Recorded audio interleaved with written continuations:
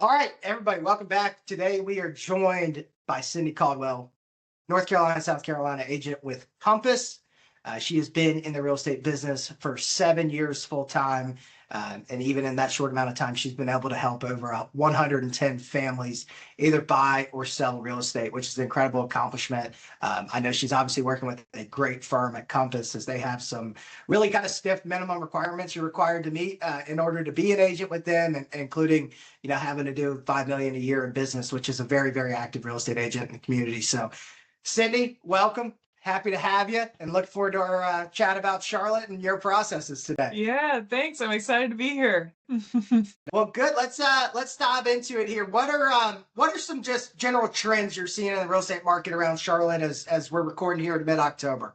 Yeah, so I will say across the board, like Charlotte proper, days on market, we're seeing closer to like 50, 60 days on market, which everyone's like, oh my God, that's so long. And, looking back at the broader scale of things, it's really not that long. It's certainly much longer than we're used to seeing, but I obviously represent buyers and sellers. So on the buy side, I think it's awesome because it gives people more opportunity to take their time, not feel like they have to rush into anything or, name their first child after the seller just to get their offer accepted within 30 minutes of showing the house. It is a little bit refreshing in that regard, but on the sales side, I do think that it's super, super important to have your ducks in a row just because things are taking a little bit longer. And, I've been saying things are a bit of a crapshoot. Some homes are still going quickly, but overall, as an average, we're certainly seeing things sit a little bit longer. And what I think is kind of interesting, I was at a sales meeting last week for my office, and they were showing a graph that the MLS put out that basically said homes that are in the 200 to 400 range are sitting exponentially longer than homes that are over $1 million. And so what that tells me is the working class is having trouble affording homes, as we all know, and then people who can afford to purchase exorbitant amounts of, real estate and moving here from out of state that have more money coming into these regions, those homes are not sitting as long. So it is interesting. It's certainly a shift from what we've seen, but I'm hopeful that maybe you can have some insights of rates maybe coming down a second time before the end of the year, and maybe that would help some people out. But it's certainly been interesting and a total shift that we've seen even from last year. Yeah, that's quite the dynamic to think about, right? You're used to kind of that starter home price being what drives a lot of the market, and then the higher end being the higher end. And it seems like that has certainly been a reversal, and that lines up with what we're seeing on contracts we've received from the loan side as well. We're certainly seeing kind of over 600,000 being extremely active and a bunch of Yeah, people out there doing it, and kind of under that range being pretty slow it's at, tough. at the Yeah, moment. Yeah, yeah, interesting. So you mentioned it's taking a little bit longer, but in the grand scheme of life, we're actually still selling houses pretty quickly, right? Uh, people still have short memories from COVID where you'd put a house on the market and get 25 offers in a weekend and pick the yep. best one at the end, right? So how are you setting expectations for sellers right now of, hey, this probably is a little bit longer process than what you've been accustomed to over the last few years? Yeah, so I mean, even just going back to when I joined Compass in 2023, obviously I know they've been in a lot of headlines and things like that for having, a lot of private exclusive inventory.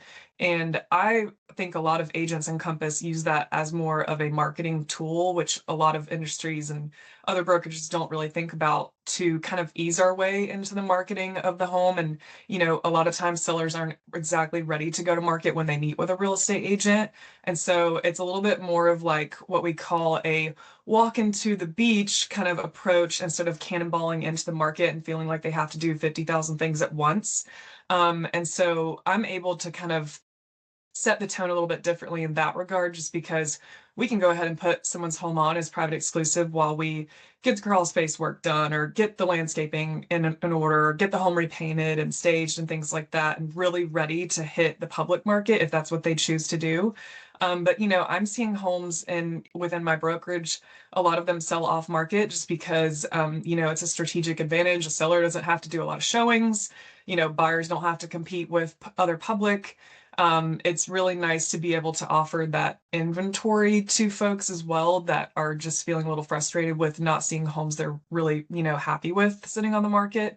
But that is certainly a conversation that I'm having with folks. And, you know, I always say once we hit the public market, trust the process. It may take a little bit longer. We may have to go back to the drawing board a couple of times and adjust our marketing plan as far as, open houses and doing online retargeting ads and just looking at the insights that my marketing tools are able to tell us where the home is getting the most views and where we need to focus on our marketing efforts. But I always just say trust the process. It's going to work. It just sometimes it takes a little bit longer, which in some cases it does, but it always seems to kind of work out in the end for some way or form. Awesome. Well, I want to dive into a couple things you just said right there. So for the general public that isn't aware of the private exclusive with Compass, can you put that at like a fifth grade level for Sure. the general public to understand what that is? Yeah, so ultimately, the way I kind of explain it is a lot of brokerages every brokerage essentially has the ability to do private exclusive listings. However, a lot of them are owned in the type of fashion where they're franchised out. So, like, for instance, there may be like a Concord office, a South Park office, an Uptown office. So, when you have a private exclusive, you're able to market it only within your office in that region. Compass is unique in the fact that we're not operated on a franchise model. We have over 40,000 agents, I think internationally at this point. And so when we have a private exclusive listing, it actually is able to be seen by all of those agents. And chances of another agent in a feeder market having someone that's interested in your home is pretty likely. We do a lot of sales off market in that regard. And, I think the media has gotten a hold of it and said that it's not exactly favorable to the seller. They're not able to make as much money on the back end, but that's not really what we're seeing, just because we are able to, set the home a little bit higher when we're doing it in private exclusive, especially if it's just a phase, just because these potential buyers are understanding they're getting a first look, they're getting an opportunity that they would not have. And so a lot of people are actually willing to pay a little bit more than they would if they were seeing this home on the market, especially if it's a home that checks all the boxes. Got it. So if I'm understanding you correctly, like one of the huge advantages of that, especially in a Charlotte where you're having migration from the Northeast and California and places like that, you're actually having these listings being shown to those buyers without all of the general public within the actual market see it first. Is that right? Yes, and the biggest Okay. thing is it does not track days on market. It does not track price adjustments. So if someone's like, hey, I want to move in 2026, late 2026, but I don't really want to go to public market yet and have the spotlight of, typical marketing of a home, we're able to put it on as a private exclusive, and we can test, pricing and have buyers in the wings, so to speak. And, a lot of times, even if someone is like, I really like that home, but I want to wait until I can actually go see it when it comes onto the market, it just gets the marketing runway a lot longer of, the ability to just get it out there to people that really could be interested and have buyers in the wings by the time we go to public. Really cool. Really cool. So is that with what you're seeing with that, are you seeing, an overwhelming majority of homes sell in that private space? Or is that, hey, we're using this as a testing ground and maybe we sell 10-20% of homes this way, but we actually end up on the general public market on the majority of the time? Yeah, I mean, I think it definitely depends on the property, like very unique, high-end properties, which is pretty typical for the Compass office and network. Those properties are still selling off market, and it's a win-win for all parties because you can kind of be more creative with closing dates and making, really, really nice put together deals for folks that are really seamless.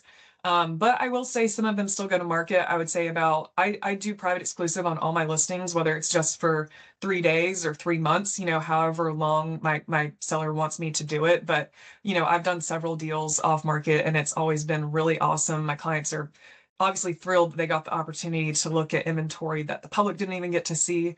So I really think it's a win-win. And, I would say it's kind of 50-50. You don't really know if it's actually going to sell on private exclusive, but it certainly can give us the chance to get some feedback. I can hold brokers open during that period, get other brokers from my office in there to tell us maybe before we do go to public market, this is something I would suggest doing, or, maybe think about doing something like that. So it's been interesting, and it's been a really neat way to just kind of, like I said, expand that marketing run line, which I think that a lot of sellers don't like the fact of going to public market because they feel like they have to rush and do everything so quickly. And it just gives us a lot more time and really as much time as they want and need. Cool. Yeah, that's really a powerful tool because if you don't, you're gathering feedback, you're getting the information, and you're able to make those adjustments. So I would almost imagine, and you correct me if I'm wrong here, by getting that feedback, you can do a couple of those things. Oh And yeah. then when you come to the public market, you're actually one of the most attractive listings that's coming new to the public market, is what it sounds like. Yeah. Yeah, no, it's a great tool. And like, I'll be honest, ever since I've come to Compass and I've had listings, I have not had a seller that was not open to doing it just because it makes the whole process a little bit more of a gradual process rather than just like, oh, here we go. We're getting the photographer in here. We're getting the stager in here. We're doing everything at once and be really stressful, especially with people who are still living in the home. You know, it's hard and it's stressful. And so I think it definitely alleviates a lot of those pieces to it. Very cool. And one that really probably helps a seller's expectations Yes. be leveled out as well as you're doing that. Yes. Very cool. All right, let's focus on the buyers a little bit here. What if, you mentioned it at the beginning of our conversation that you're seeing buyers be able to take their time a little bit and make the right decision and not feel rushed. So, what is an area that you're seeing buyers have kind of the upper hand for the first time in a while right now? Well, something that I love to do is obviously get buyers a great deal. I also love to get them into a home with as low of risk as possible. And as we know, North Carolina and South Carolina, that can be the due diligence deposit essentially that are due at the time of contract. And so I think that something strategic about this market is we're able to offer much less on the deposit side than we've ever been able to, just because I think sellers are just more willing to be flexible in that regard. There's not multiple offers. There's not, a lot of things that pin us up against someone else to make them, drive up those deposits, which can be non-refundable. And so I really like people to feel like they don't have a lot of risk on the line going into something, especially for some home buyers, just because we're still seeing layoffs and people that are unfortunately not able to sell their home in other markets that are not as active as this region. And so when people have their plans change and they do lose out on deposits like that, it's a little bit less of a sting when it's not money that they were really, really not wanting to lose. And so that has been something that I've really been able to pride myself on the last year, is getting people in the door with very little risk, just so that if for some reason things don't work out, it's not like a huge setback for them. So when we define that risk in those deposits, I remember when I bought my first place in 2016 that we kind of, for due diligence and earnest money, we said, let's take 1% of the sales price and kind of divide it between the two. Is that kind of more in line with what you're seeing now, or even less than that potentially? So I'll be honest, like if it is a off-market property that my clients are wanting to secure before the seller goes to public market, I'm seeing some more of that. And especially in multiple offers, I can see it even going above that 1% mark in certain situations. But I'm seeing like trying and being successful doing half of that, even a third of that. Just because I like to go in and see where we can kind of get a little bit of feedback. If we get in and they don't have any feedback for us, I think it's a huge win. And I'm like, great, you got in to this house for a steal, whether you know it or not. But yeah, I'm seeing much lower than 1% in certain situations. Depends on day on market and what the seller situation is. If they're already moved out, I'm like, this house is costing them money, like Yeah. let's see what we can do here. And if they come back to us with something, we can try to meet in the middle somewhere. But yeah, it's substantially less, so which is nice.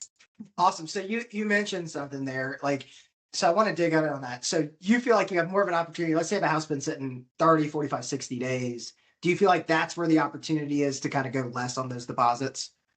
I really think that once it gets above like the 60, 90-day mark but I mean, I will try even if the home has been on the market for 30 days and they don't have offers. I'm like, Yeah. let's just see. And especially if they've already moved out and they're relocated and this home is quite literally sitting there costing them money, whether it's utilities or a mortgage or, what have you. I think that's a strategic advantage of being a buyer in this market. And I think, unfortunately, the media makes it sound like it's a horrible time to buy property, but I strongly disagree with that. If you can afford the interest rates, I'm even having sellers pay substantial amounts for closing costs. I got a client that got their entire roof replaced earlier this year by a seller because the insurance company wouldn't move forward with, providing an insurance policy if the roof wasn't taken care of. And so, there's a certain way to look at every situation, but I think in this market, specifically being a first time buyer, with little funds, there's a lot of programs to help folks out these days, and a lot of sellers are a little bit more willing to work with you in that regard instead of what we've seen in the last couple of years, which is like, hey, either take it or leave it. Yeah, that really lines up with what me and my business partner Mark have been seeing on contracts is, we went, 3 years during COVID where, due diligence fees were $30,000, $40,000. And it didn't matter if you found something in the inspection, you weren't getting any concessions, you were just buying the house. And almost every contract we see now is coming with some sort of seller concessions. Mhm. And if it's not at the time of execution, it's coming during that due diligence period as they're getting inspections and stuff. And to your point, they're using that money for a variety of things, whether that's, paying all their closing costs and just being in for the down payment, or using that money to help create more affordability and buying the interest rate down significantly. So yeah, those are great strategies. And I think I want to dive into this a little bit with you in terms of strategies you're talking about with buyers, right? I'm sure affordability continues to come up. Interest rates are kind of behaving here recently, and helping us out. But what are some ways that you're talking to a buyer about, well, hey, here's how we can actually make this home more affordable for you if it's at the top end of your budget? I mean, like just going in and making sure that, I've obviously done this for a certain amount of time now where I've learned what to look for as far as a red flag. And I think going into the property and trying to establish whether there are any red flags or not helps them. And like you said, I think that it's more advantageous to try to get the home at a price on the contract that's stomachable for the buyer. And then, if they feel like there's some repairs that need to take place or things that they would want to do after closing to make the home up to, the shape that would be more livable for the price that they're paying. I think that's something that we certainly address in the due diligence period. But like you said, I am seeing seller paid closing costs on almost every single contract. Even if the seller tells us, hey, I'm selling this as is, I'm not going to do anything if you do inspections. Well, a lot of people don't realize that the North Carolina contract is as is. But we still have that due diligence period and that right to go through and do these inspections and do whatever type of investigation, so to speak, that the buyer wants. And, there's negotiations that I've seen even take place past the due diligence period, just depending on things that come up and what the shape of the home is and things like that. So I think that making sure that the buyer is comfortable going into it is my goal, but I would love to even sweeten the deal much further once we're into the nuts and bolts of the home and see where we could maybe squeak out a little bit of extra concessions or a home warranty or things like that for them, just to make it even a better deal for them. Awesome. Yeah, and that's taking great fiduciary care of your clients there and helping them really obtain the best deal possible. I think one of the things we've noticed as we're doing like our pre-approval consultations with people is a lot of times they're just like shocked to find out that, hey, if I ask to kind of get 10 grand off the price of the home, and if you're paying cash, that's obviously the best way to go about doing it. But if you're getting a loan, right, I think a lot of times they're shocked to see like, oh, well, if I get 10 grand off the price of the home, it saves me, 70, 80 bucks a month. Great. I don't know how much that's moving the needle, but if I take 10 grand, 12 grand in concessions from the seller and use that for either a temporary buy down or a permanent buy down, it's like, oh my gosh, all of a sudden I'm saving $250 to maybe $400 or $500 a month on my monthly payment. And you're like, okay, that's moving the needle for affordability as well. And also potentially reducing their risk of having to do multiple refinances in the future if rates continue to trend downward, right? Exactly. If you can get something in the mid fives today, you might only be refinancing that potentially once or maybe never.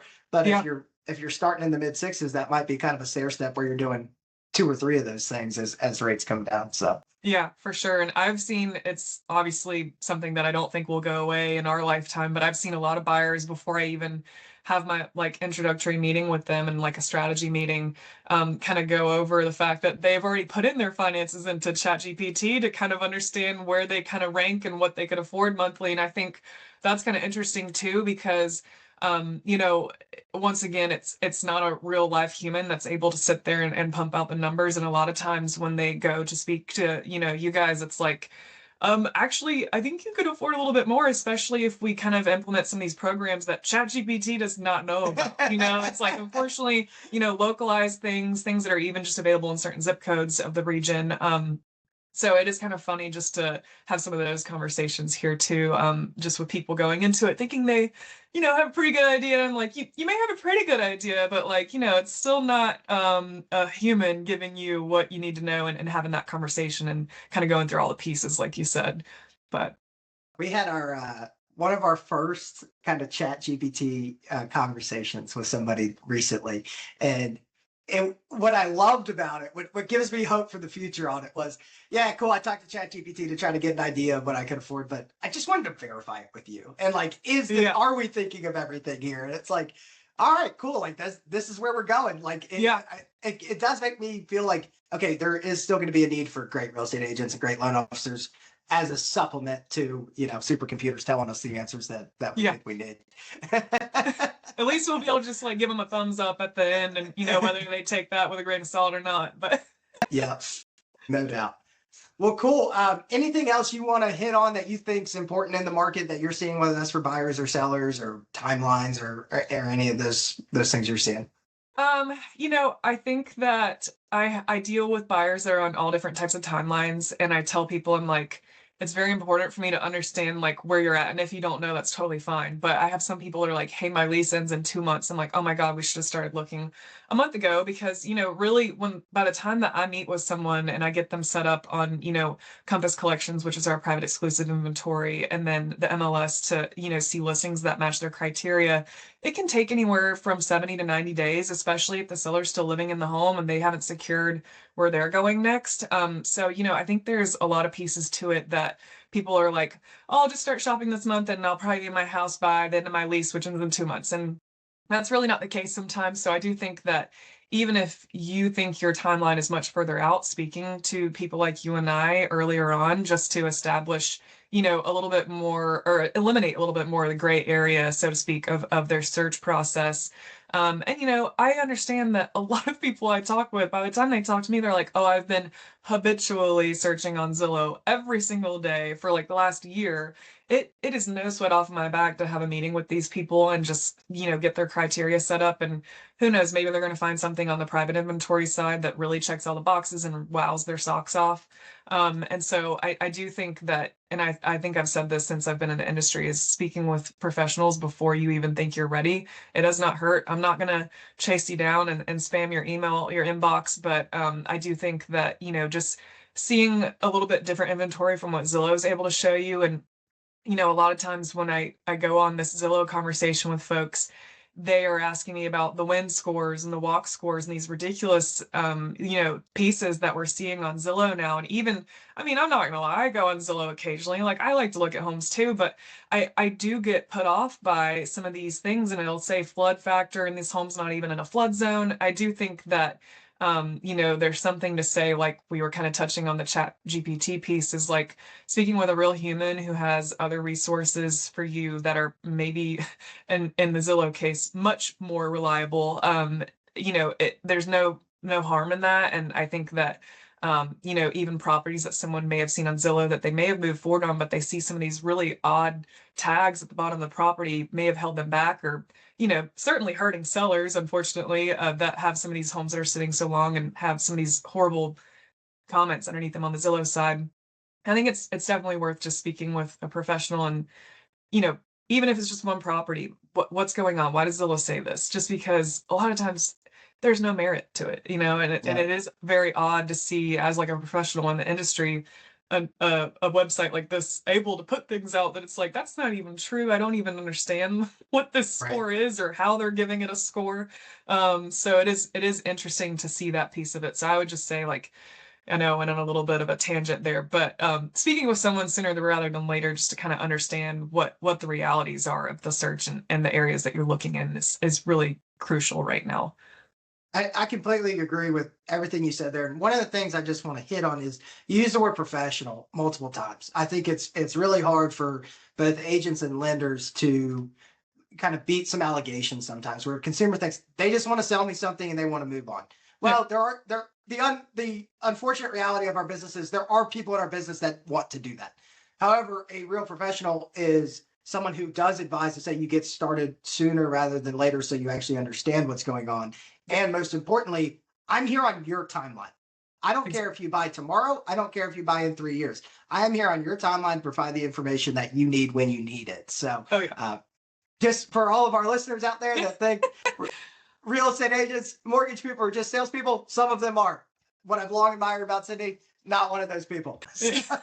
I have people that I've had on searches for years, and like randomly they'll reach out to me and I'm like, yeah, here's some more information, here's tax details, whatever they're looking for.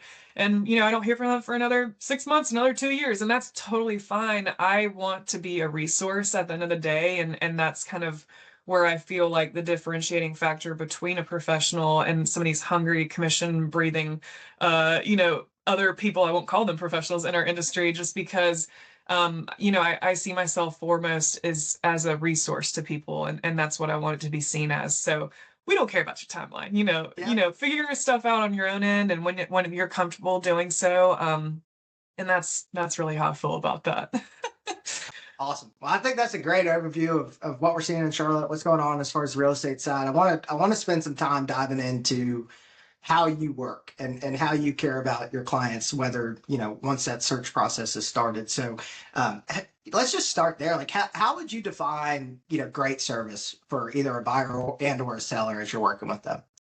Yeah, so what's very important to me is I love to hop on what I call a strategy phone call, and whether that's with a buyer or a seller, just kind of learning what their goals are, what their maybe known or unknown timeline is, where they think they want to do past this point of, whether it's selling or buying, and if they want this home to potentially be something they can hold on to as a rental, because I think there's certain things you have to look out for if that's the goal.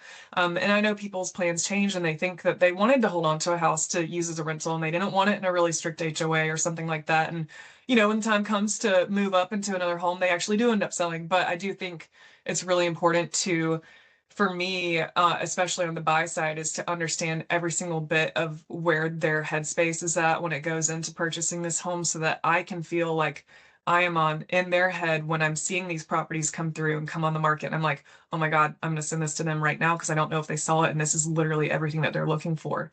And so it's really important to me to have these phone calls. And then again, I like to meet with people in person and kind of just put a face to the name and kind of get an understanding of, where are you living now? Are grocery stores important to you? Are school systems important to you? Because everyone has different things. They're like, no, I don't care, but I need a CrossFit gym. And I'm just like, okay, well, that's good to know. And so we're able to kind of like map out things, or, they're in the office or they're not in the office and they want their commute times to be different, or, just my daughter's on a travel softball team and they practice at this school, or just anything that they even may think it's not something worth telling me. I appreciate as much detail as I can get, just because that really helps me get a sense of where they're at. And I think I've told you this before, I work with a lot of repeat clients. I work with a lot of my clients' parents, which is awesome too. And I definitely pride myself on being able to try, and whether you're moving up or you're downsizing, or you're starting a family, I try to really figure out what people's goals are in their next phase of life, just so that this home really checks all the boxes and they're not calling me in 2 years to sell it because we didn't really hit the mark as far as what they were looking for and what they needed in that time. Awesome.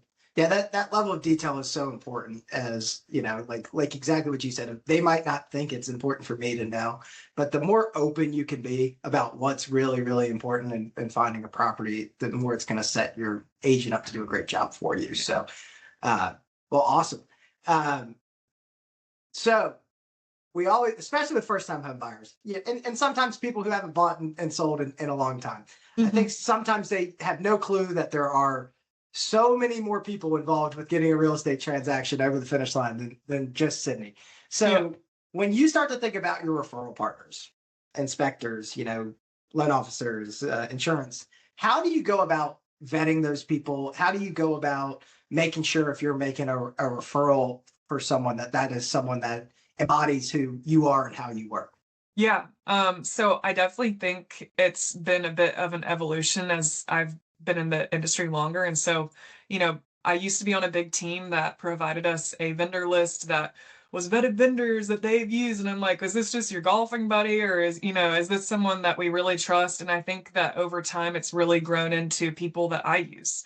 And people that I've known for at least 5+ years and have only had, great experiences with them. And I always ask my clients for feedback too. I'm like, how did you enjoy working with this person? Oh, I love them. Or, oh, they were hard to get a hold of. I'm like, we're not using this person anymore, because I want them to essentially feel that the level of service they're getting from me is very similar to whoever I refer to them. I don't care if it's a gutter cleaning company or a lawn care service company. I want them to feel like it's very similar across the board as far as what they've already dealt with as far as me. So Awesome. Well, and that creates some consistency in your process as well, right? Right. definitely. So I'm understanding you that these are not only people that are doing work for your clients, but people that have done work for you and Oh, your yeah. husband Caleb as well, right? I mean, Yeah. I mean, like my property manager, I'm like, people are asking me, like, I don't want to sell my house, but I don't really want to manage it on my own either. I'm like, I got a guy. I use him. I know that he's solid, and like he calls me when something's really bad happened, and that's the only call that I want. I don't want to deal with it other than that, So yeah, I mean that's really what it's come down to at this point. And owning multiple properties, I've had the ability to use a lot of these vendors, and so that's where it's come from too, is just me actually being the person that is the client on that regard, and being like, okay, I actually will continue to refer this person because I enjoyed the service myself. So yeah.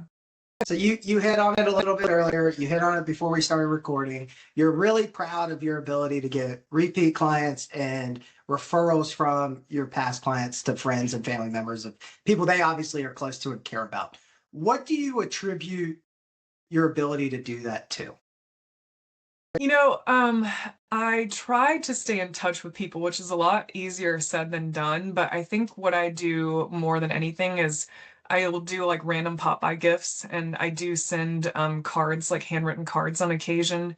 When I remember to. It's hard sometimes, especially during busy seasons of the market. But like, recently for fall, I went and bought every client that I've had in the last couple of years some mums and a little card, and just went by and delivered it on a random day. And a lot of times I don't run into my clients. I don't ring the doorbell and wait for you to come. But like, I did run into a couple of people, which was kind of fun, just to be like, how are you liking it? Like, how are things going? Like, let me meet your new puppy, that kind of thing. And so it's fun just to kind of catch people off guard. And like for Christmas, sometimes I'll do like either like a little simmer pot that I hand make, or like I've done like wrapping paper in the past, just like little random things. It's nothing like crazy or anything like that, but it's something that they're like, oh my God, I remember her, she's still around, like, that kind of thing. But I feel like at the end of the day, aside from all of that, is just making sure that I provide great service, just because I've been a home buyer. I worked with a realtor before I ever got into the industry, and that's kind of what prompted me to be like, okay, if this person can do this, I think I can do this a lot better. Because like, I mean, just going into the whole process, it was just, not understanding fully what I was getting myself into, not understanding like the due diligence period because it was explained terribly to us. And, just a lot of things where I was like, okay, I think I can do this. And so I think that a lot of it is my promptness on being able to respond to people and get them information they're looking for, being able to refer them, if they need a structural engineer or someone to clean their gutters, and then just being able to be personable and be there in times of need, and help things go as seamlessly as possible is my goal, really, at the end of the day. I think that can be summed up in 2 words: genuine care. Yeah, I guess. Yeah, that too. And I think something that I don't realize is a lot of times people remember me for my donkeys, which is hilarious, but like I guess it just kind of sticks out to people. But I do have mini donkeys, and people are always like, how are the donkeys? And I'm like, I'm doing great. They're doing great too, but yeah, I'm doing good. Donkeys are fun. Still costing me a lot of money, and when the vet comes, it's a bad day. But no, it's funny because people remember me for having animals, which is, I mean, I've always had animals, so I guess it makes sense, but it's also a funny part of it. So Well, so you beat me to it. I was going to get there. So,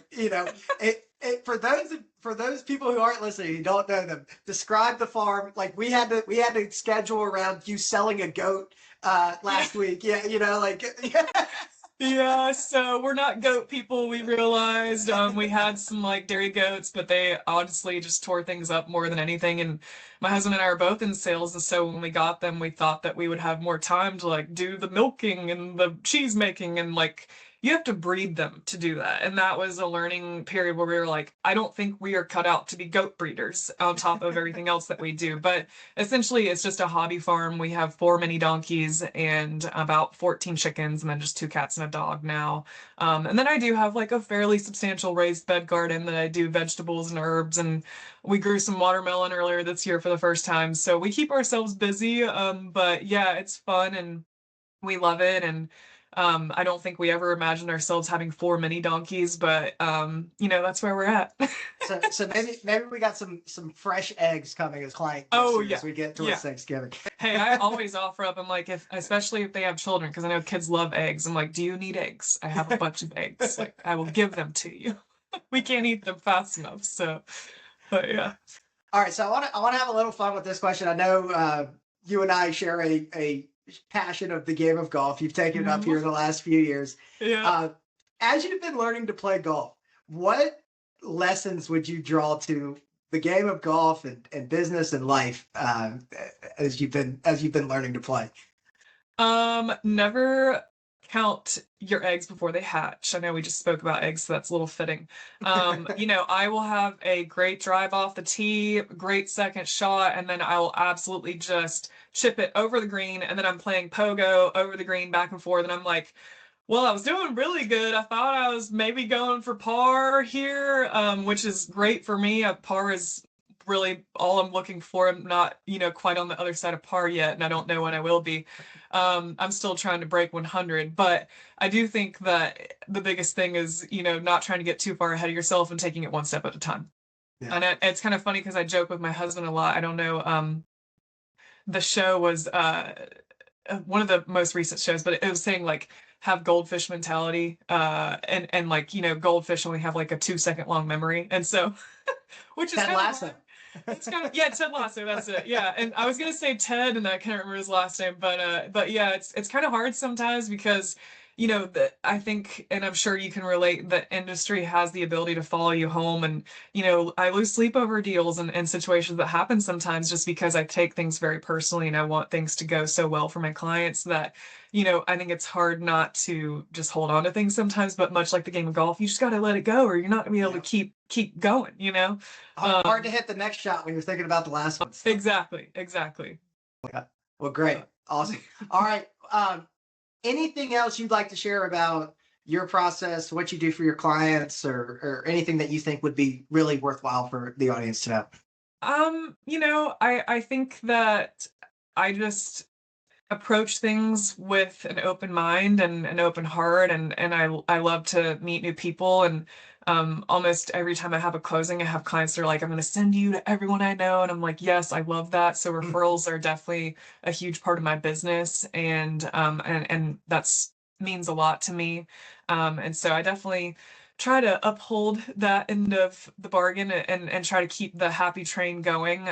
But I think being able to meet with an agent, whether it's before your timeline or what you think your timeline is or not, especially being able to meet with an agent who has private exclusive inventory, is just huge right now. And I think that is going to be a big ticket going forward in the future, just because we are seeing the market shift. We're seeing things change with Zillow. We're seeing a lot of industry things changes. So I mean, I will like pump the compass thing too much, but I think that is huge, and that's where I'm finding a lot of my clientele. I put it out on my social media. If you're searching for a home, not finding what you're looking for, or want to see private exclusive inventory, takes me 2 seconds to, set you up on that once I've had that, initial phone call to figure out what exactly you're looking for. And, I think that's huge. And I don't think that's going to change in our industry. So yeah, I think that's a big piece of it right now. Awesome. Well, let's have a little fun. Let's do a couple rapid fire questions here, and Okay, then let's we'll do wrap it. this thing up. All right, you and Caleb, we're going out for date night. What's your go-to restaurant? I don't know. So recently we've been going to sushi a lot. And so we live up towards Lake Norman. The one that I like, it's a little hole in the wall spot. It's called 119 Sushi and it's in downtown Mount Holly. It is Okay. so good. They have a lunch special where you get 2 rolls and, you know, I can't say enough great things about it, but I also don't want to tell too many people about it and not be able to get a seat every time I go. But no, I can't say enough good things. Sushi has been really big for us here recently for some reason. All right, so we got the hobby farm. I hate having to do this, but what's your favorite animal within the hobby farm? Or all of the animals you have. Let's throw the dogs and the cats in there too. Well, I will say I do feel like my cats are the ones that I like hold when I come home and they take all my stress away. And the donkeys are the ones that let me know when the Amazon driver is here. So they all play a different role. No, as far as a favorite, I mean, I hate to say it, but I've always been a cat girl. I've had a cat since I was 3 years old. So I will say I think that is a big piece of it. But I love them all. Like if the house was burning, I would try to put them all into my car and take them with me, whether they fit or wanted to come or not. But yeah, probably my cat. Her name's Suki. All right, Suki, number one child at the household right there. Yeah, she knows it. She knows it too. She gets treats and a lot of love. So. Well, you're getting a special advantage on this last question. This is one I ask everyone who joins us. We're now 3-3 with the Panthers into the season. Will the Carolina Panthers make the playoffs this year? You're asking someone who's not really into sports, but I mean, my husband has been watching a terrible amount of football recently, so I'm going to say no. I don't know. I don't think they have a great record, do they? I mean, I know they just beat the Cowboys. That's all I know because he's, yelling at the TV, but I don't know. I don't think so. All right, look, you are consistent with every other agent we've interviewed in the greater Charlotte area. Really? None of them are believers in the Panthers. I'm taking Bryce. I think Bryce gets them into the playoffs. Let's go. But I mean, they're not giving me much to work with. From not being a huge sports person, I just hear everyone else say like, everyone. I do think that we have a great fan base that really wants them to do well, but I think it takes a little bit more than that to get them across the finish line, unfortunately. the greater Charlotte area is starved for a winner. It's been since 2015 with the Cam Newton year, and I think that showed that hey, when Charlotte sports are good, people are more than happy to support the heck out of it. Hey, at least we have a good soccer team, right? That's the right. Soccer team's holding us up, and that's right. I've been to a couple games; they're very fun. So they are a ton of fun. And in the same vein, my wife is not a big sports girl either, and we went to a game maybe 2 or 3 years ago, and she said, "What's that thing in the middle of the?"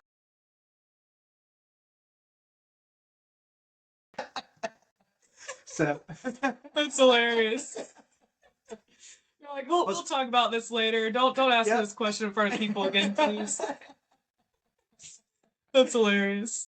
Well, Sydney, it's been great spending time with you. Really appreciate your insight into what's going on in Charlotte, how your business is run. If people want to get in touch with you, what is the best way for them to contact you? I'm just old-fashioned by cell phone, and if not on Instagram, that's probably the best way. Which my handle is Realtor Sid. So yeah, that's probably best. What's the cell phone number? 704-909-9060. Awesome, fantastic. Well, thank you for being here with us. Yeah, really enjoyed this was it. fun. Yeah. All right, Sydney.